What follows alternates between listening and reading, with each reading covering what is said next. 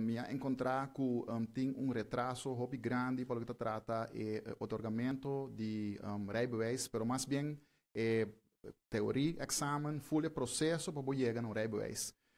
Tem mais ou menos por que nós constatar wachtlijst de duração de como 9 lunas e esse está somente hobby largo, demasiado largo.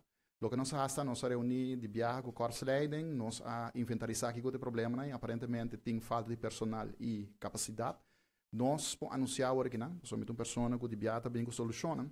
E a solução é o seguinte, nós também hyr edifício especificamente, que também tem departamento para esse aqui, caminho que nós também tem mais capacidade e nós também over na automatização.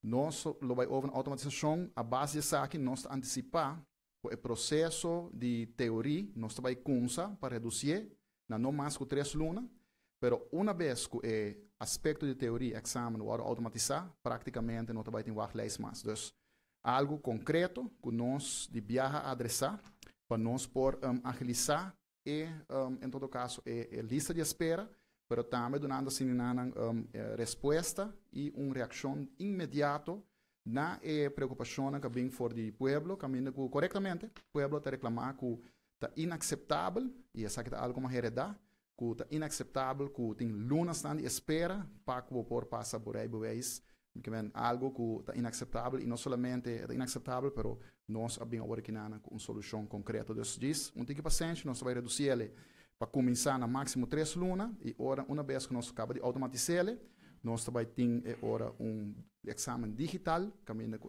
lista de espera, nós está espera de reduzir praticamente na zero.